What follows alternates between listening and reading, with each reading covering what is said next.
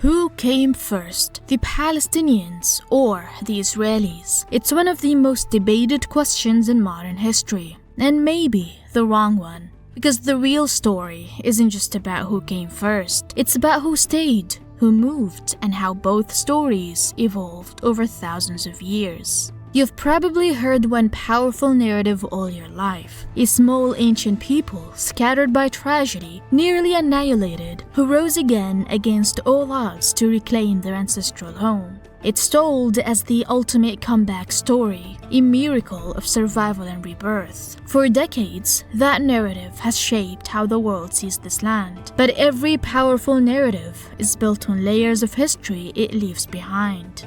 And today, we're going to uncover where the real story of this land began. As early as 3000 BC, the Canaanites lived across this land. They farmed the soil, traded along the coast, and built strong cities, the first roots of civilization in the Levant. Archaeological sites in Ariha, Al-Khalil, and Tel al-Mutasallim still carry their story. The farmers, artisans, and merchants who shaped one of the world's earliest urban cultures.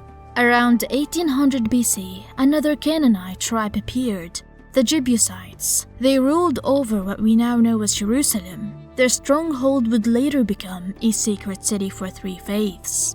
By 1200 BC, new settlers arrived, the Philistines, seafaring people believed to have come from the Aegean region. They built coastal city-states in Gaza, Ascalon, and Asdod, blending with local populations and leaving traces in art, poetry, and language. Some historians, like Dr. Roy Casagranda from Austin Community College, said the term Palestine came from the Sea Peoples, called the Philistines, the people whose presence gave this land its lasting name.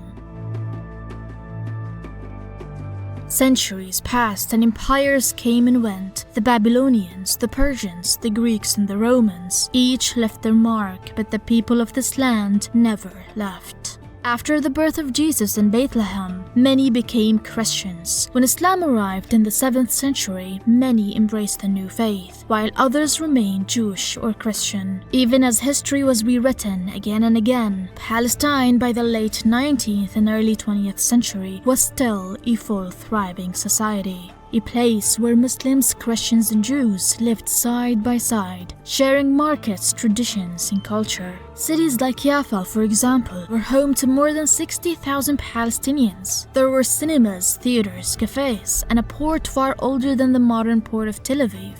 The British survey that mapped Palestine from 1871 to 1877 documented over 13,000 places, towns, villages, valleys, everyone alive and named. That means it was never a land without a people for a people without a land. Because through every empire and every change of religion, one truth remained: the people of this land never left. Over the centuries, many local families simply converted, first to Christianity, then later to Islam. But their roots in this land never changed. Then what about the Israelis who live there now? The common story says they're the direct descendants of the ancient Israelites mentioned in the Bible, but history and modern genetics tell a more complex story. Recent studies, like those by Dr. Aaron Al-Hayek, an Israeli-American geneticist, show that today's Jewish communities have mixed origins. Many trace significant ancestry to the Khazars, a powerful Turkic kingdom that once ruled parts of Central Asia in the 8th and 9th centuries.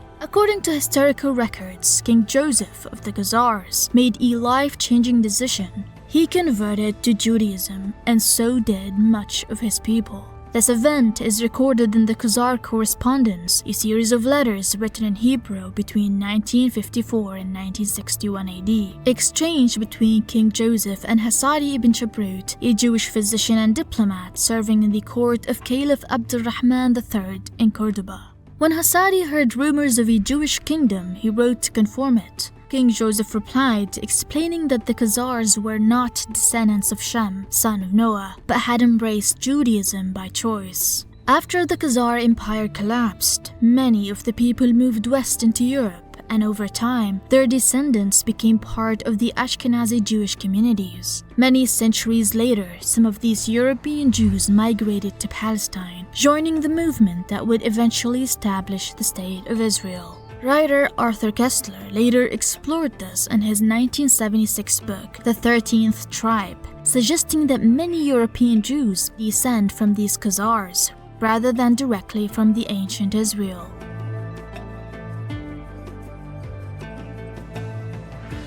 We need to understand identity isn't fixed by DNA, it's shaped by culture and history. As Professor Roy Casagrande explains, if you look at Jews living in Europe, they look European. Jews in India look Indian. Jews in China look Chinese. They're all still Jewish because identity isn't about DNA, it's about culture. In the same way, the people of this land, whether Jewish, Christian or Muslim, carried forward the same ancient roots even as their faiths and empire changed. Even Dave Chappelle once joked about the idea of people returning from space to reclaim their ancient homeland, a reminder that identity isn't something you launch back to, it's something that grows generation after generation. So when modern European Zionists began calling to return to their homeland, many of the people already living there were actually genetically closer to the ancient Hebrews than most European Jews. They say history is written by the victors, but here, it's remembered by the survivors. This land has kept every footprint, every scar, every whispered prayer. And through centuries of conquest and exile, one truth endured. You can occupy land, but you can't erase memory. In our next episode, we'll uncover how Palestine's modern struggle began, from the Balfour Declaration to 1948, and how the story was rewritten again. Because the story of Palestine isn't just ancient, it's living. Share the story, stand with truth, stand with Palestine.